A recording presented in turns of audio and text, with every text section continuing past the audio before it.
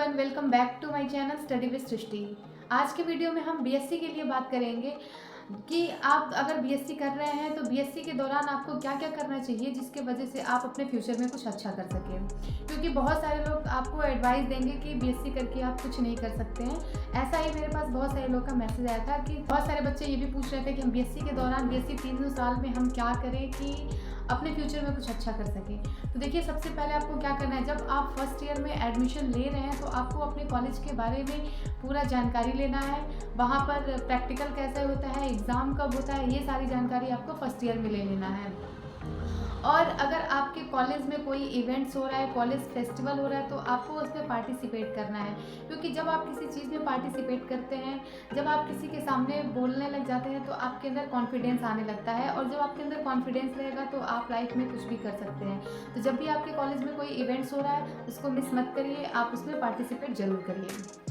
और अधिकतर बच्चे बीएससी में मैं देखती हूँ कि अधिकतर बच्चे प्रैक्टिकल पे ध्यान नहीं देते हैं, लैब वर्क नहीं करते हैं, बस फाइल बना लेते हैं और उसको जमा कर देते हैं। तो आपको ऐसा नहीं करना है। फाइल बनाने के साथ साथ आपको लैब में प्रैक्टिकल भी करना है।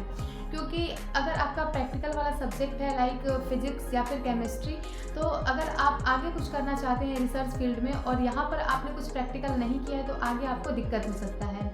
तो बच्चे जब इंटरेस्ट ही नहीं दिखाते हैं तो कॉलेज में जो प्रोफेसर्स होते हैं वो भी इंटरेस्ट नहीं दिखाते हैं और वो लैब में प्रैक्टिकल नहीं कराते हैं। तो ये आपकी रिस्पॉन्सिबिलिटी है, आपको लैब में प्रैक्टिकल ज़रूर करना है। तो फर्स्ट ईयर में आपको ये सारी चीज़ करने हैं। जो भी कॉलेज के इवेंट्स हो उसमें पार्टिसिपेट करिए, प्रोफेसर से मिलिए और जो आपकी सीनियर्स हैं उनसे मिलिए, अपना फ्रेंड सर्कल बनाइए।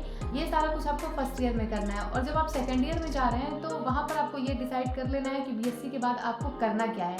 क्योंकि अधिकतर बच्चे बीएससी में कुछ डिसाइड नहीं करते हैं कि आगे उनको क्या करना है, और इसलिए उनके लाइफ में दिक्कत आता है। तो आपको बीएससी के दौरान ही ये सब कुछ डिसाइड कर लेना है कि आप आगे करना क्या चाहते हैं। अधिकतर बच्चे सिर्फ बीएससी करने में ही अपना पूरा समय निकाल देते हैं, तो आपको बिल्कुल ऐसा नहीं करना है। एक्स्ट्रा एफर्ट लगाने की ज़रूरत है आपको।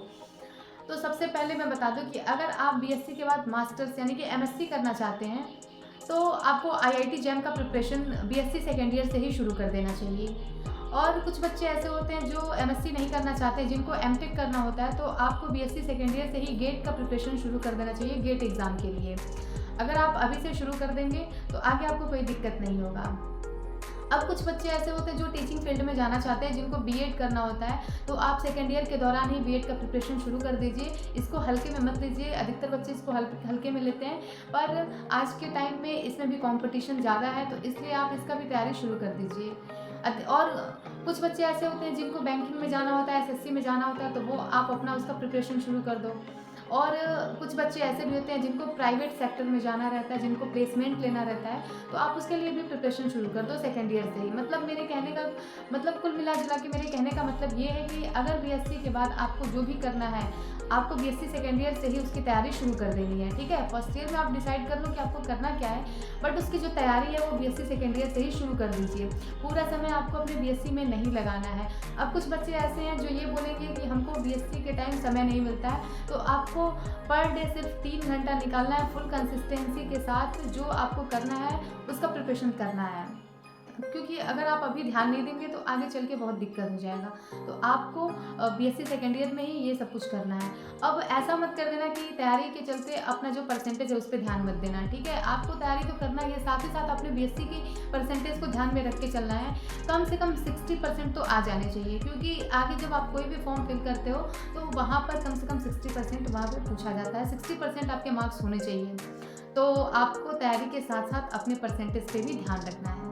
और जब आप थर्ड ईयर में आते हो तो थर्ड ईयर में देखिए, अगर आपको आगे रिसर्च करना है तो अगर आपके प्रोफेसर्स गाइड करते हैं तो आपको अपने सब्जेक्ट पे ध्यान देना चाहिए। अगर आपको आपके प्रोफेसर से हेल्प मिलता है तो आप रिसर्च पेपर भी बीएससी के दौरान लिख सकते हैं। ये सारी चीज़ें आपको बीएससी में ही कर देना है। अगर ये सब कुछ आपने कर लिया बीएससी के दौरान तो आप आगे डेफिनेटली कुछ अच्छा कर सकते हैं। बट अगर आपने अपना पूरा 3 साल का जो समय है वो सिर्फ और सिर्फ बीएससी में लगा दिया तो आपको आगे बहुत दिक्कत होगा, क्योंकि सिर्फ डिग्री मायने नहीं रखेगा।